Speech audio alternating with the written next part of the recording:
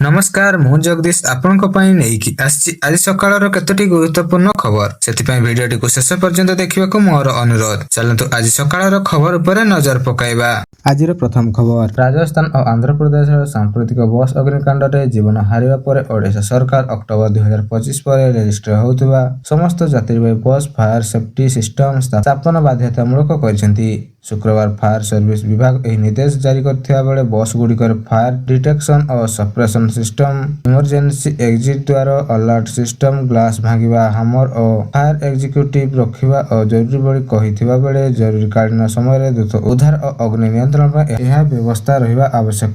परिवहन विभाग fire service और बस मालिक संघ सांप्रतिक बैठक ए निष्पत्ति नै जायथिबा बेले राज्य रे मुख्य बस स्टैंड आगामी 4 शनिवार फायर सेफ्टी सचेतन शिविर आयोजित हेबाकु जाउछि। रात्रि सर्विस बस चालना और स्टाफ को अग्नि प्रतिरोधक और जरूरी प्रतिक्रिया शिक्षा दिया सह बस मालिक माने वर्तमान सेफ्टी मानक पूरण करुथिबा और अपग्रेड आवश्यक बस गुड़िक तालिका प्रस्तुत करिवे एवं अभाव दूर करने 3 मास समय दिया। फायर सर्विस विभाग बस इंटीरियर सामग्री स्क्रीन कार सीट कवर अपाई नॉन इमेजेबल बा फायर रिटार्डेंट मटेरियल गाइडलाइन जारी करिवे एवं प्रति 3 मास राज्य स्तरीय रिव्यू हेबो और अनुपालन जांच करा जिवो। चलंतु नजर पकाए परवर्ती खबर उपरे।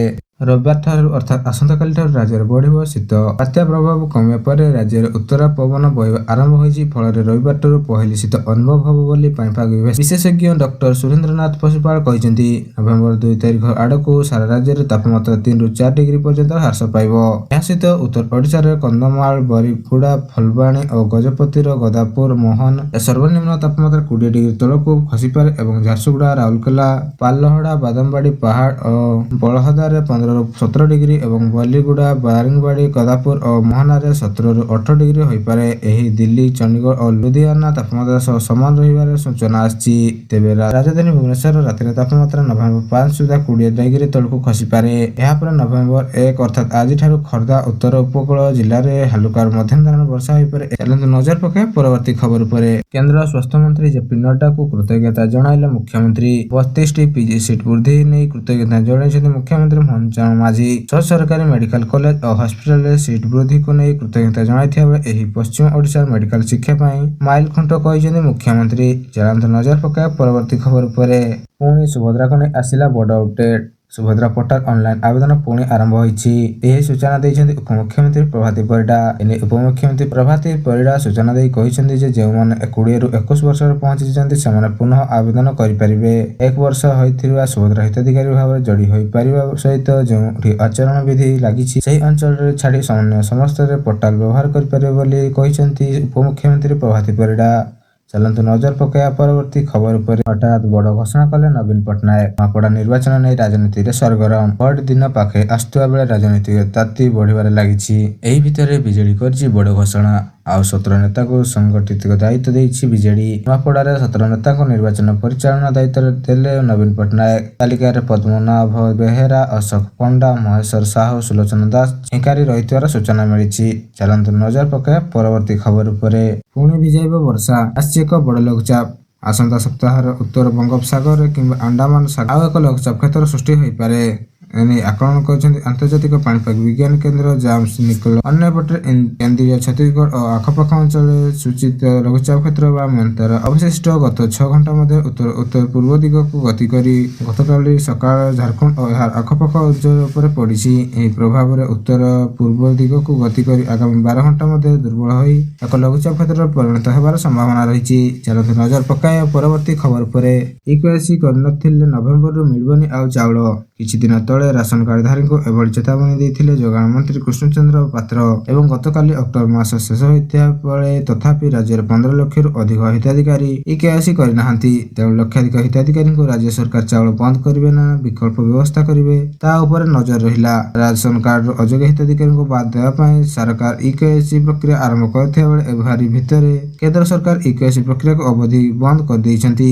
तेणु नवेम्बर 1 रु इकेआसी करिनथिबा हिताधिकारी को आउ चाउल मिलिबो ନାହିଁ ବୋଲି ରାଜ୍ୟ ସରକାର ସ୍ପଷ୍ଟ କରିଥିବା ବେଳେ ଚଳିତ ମାସ 29 ତାରିଖ ସୁଦ୍ଧା 15,57,265 ହିତାଧିକାରୀ ଇକ୍ୱାସି କରିନାହାନ୍ତି ଓ ଗଞ୍ଜାମ ଜିଲ୍ଲାର ସର୍ବାଧିକ ହିତାଧିକାରୀ ଏହି ପ୍ରକ୍ରିୟାରେ ସାମିଲ ହୋଇନାହାନ୍ତି। ସେହିପରି ଅଯୋଗ୍ୟ ହିତାଧିକାରୀ ଧରାପଡ଼ିବା ଭୟରେ ଇକ୍ୱାସି କରୁନଥିବା ବେଳେ ଉପାନ୍ତ ଅଞ୍ଚଳ ନେଟୱାର୍କ ସମସ୍ୟା ପାଇଁ ବହୁ ହିତାଧିକାରୀ ଅପଡେଟ୍ କରିପାରିନାହାନ୍ତି। ଚାଲନ୍ତୁ ନଜର ପକାଇବା ପରବର୍ତ୍ତୀ ଖବର ଉପରେ। ବିହାର ନିର୍ବାଚନ 2025 ପାଇଁ ଏନଡିଏ ଇସ୍ତାହାର ପ୍ରକାଶ କରିଛି। ବିହାର ବିଧାନସଭା ନିର୍ବାଚନ ପୂର୍ବରୁ ଏନଡିଏ ନିଜର ନିର୍ବାଚନ ପ୍ରତ୍ୟାହାର ପ୍ରକାଶ କରିଥିବା ସହିତ ଇସ୍ତାହାରର ପ୍ରଧାନ ଆକର୍ଷଣ ହେଉଛନ୍ତି 1 କୋଟି ସରକାରୀ ଚାକିରି ଓ 1 କୋଟି ଲକ୍ଷପତି ଦିଦି ତିଆରି କରିବା ପ୍ରତିଶ୍ରୁତି ସହିତ ଯାହା ମାଧ୍ୟମରେ ମହିଳାମାନଙ୍କୁ ବାର୍ଷିକ 1 ଲକ୍ଷ ଟଙ୍କା ରୋଜଗାର କରାଇବା। ଇସ୍ତାହାରରେ ପ୍ରତ୍ୟେକ ଜିଲ୍ଲାରେ ମେଗା ଷ୍ଟିଲ୍ ସେକ୍ଟର ମିଶନ, କୋଟିପତି କର୍ପୂରୀ ଠାକୁର କିଷାନ ସମ୍ମାନ ନିଧି ଏବଂ କୃଷିରେ 1 ଲକ୍ଷ କୋଟି ବିନିଯୋଗ ଘୋଷଣା କରାଯାଇଛି। ପଞ୍ଚାୟତ ସ୍ତରରେ ଏମଏସପିରେ ଫସଲ କ୍ରୟ, 7ଟି ଏକ୍ସପ୍ରେସୱେ, 3,660 କିଲୋମିଟର ରେଳ ଆଧୁନିକୀକରଣ, 4ଟି ସହରରେ ମେଟ୍ରୋ ଓ ଦରଭଙ୍ଗା, ପୂର୍ଣ୍ଣିଆ, ଭାଗଲପୁରରେ ଆନ୍ତର୍ଜାତିକ ବିମାନ ବନ୍ଦର ମଧ୍ୟ ଇସ୍ତାହାରରେ ଅଂଶ ରହିଛି। ଏହା ସହ ନୂତନ ପାଟନା ଗ୍ରୀନଫିଲ୍ଡ ସହର ସୀତାରାମପୁର ବିଶ୍ୱସ୍ତରୀୟ ଆଧ୍ୟାତ୍ମିକ ସହରରେ ପରିଣତ କରିବା ଏବଂ 10ଟି ନୂତନ ଶିଳ୍ପ ପାର୍କ ଏବଂ ଘରୋଇ ବିମାନ ସେବା ବିସ୍ତାର କରିବା ଘୋଷଣା କରାଯାଇଛି। ଏଥିପୂର୍ବରୁ ମହାଗଠାରୁ ବନ୍ଦର 28 ଅକ୍ଟୋବର ନିଜର ଇସ୍ତାହାର ପ୍ରକାଶ କରି ପୁରୁଣା ପେନସନ ଓ ପ୍ରତ୍ୟେକ ପରିବାରକୁ ଚାକିରି ଦେବା ପାଇଁ ଆଇନ ଆଣିବା ପ୍ରତିଶ୍ରୁତି କରିଥିଲେ। ଚାଲନ୍ତୁ ନଜର ପକାଇବା ପରବର୍ତ୍ତୀ ଖବର ଉପରେ। ରାଜସ୍ଥାନରେ ଧର୍ମାନ୍ତରଣ ବିରୋଧରେ ଆଇନ କାର୍ଯ୍ୟକାରୀ ହୋଇଛି। ରାଜସ୍ଥାନ ଧର୍ମାନ୍ତରଣ ବିରୋଧରେ ଆଇନ ଗତକାଲିଠାରୁ ଚାଲୁ ହୋଇଛି। ରାଜ୍ୟ ସରକାର ଗୃହ ବିଭାଗ ଗେଜେଟ ବିଜ୍ଞପ୍ତିରେ ଜାରି କରିଥିବାରୁ ଏହା ସମ୍ବନ୍ଧିତ ସମସ୍ତ ମାମଲା ଏବେ ନୂତନ ଆଇନ ଅନୁଯାୟୀ ପଞ୍ଜୀକୃତ ହେବ ଏବଂ ଏହା ଅନୁସାରେ ସ୍ୱେଚ୍ଛାକୃତ ଧର୍ମାନ୍ତରୀକରଣ ପାଇଁ ପୂର୍ବରୁ ସରକାର ଅନୁମୋଦନ ଆବଶ୍ୟକ ରହିଛି। ଏହି ଆଇନରେ ଗଣ ଧର୍ମାନ୍ତରଣ ପାଇଁ କଠୋର ବ୍ୟବସ୍ଥା ରହିଥିବା ବେଳେ ଏପର୍ଯ୍ୟନ୍ତ ଯେ ପ୍ରମାଣ ମିଳିଲେ ସେହି ସ୍ଥାନକୁ ବୁଲଡୋଜର ସାହାଯ୍ୟରେ ଭାଙ୍ଗି ଦିଆଯିବ। ତଥାପି ଯଦି କେହି ନିଜ ମୂଳ ଧର୍ମକୁ ଫେରିବାକୁ ଚାହାନ୍ତି ସେମାନେ ଏହି ଆଇନ ଲାଗୁ ହେବ ନାହିଁ। ସେପ୍ଟେମ୍ବର 9ରେ ବିଧାନସଭାରେ ରାଜସ୍ଥାନ ବେଆଇନ ଧାର୍ମିକ ଧର୍ମୀକରଣ ନିଷେଧ ବିଲ୍ 2025 ଭୋଟ ମାଧ୍ୟମରେ ପାସ୍ ହୋଇଥିଲା।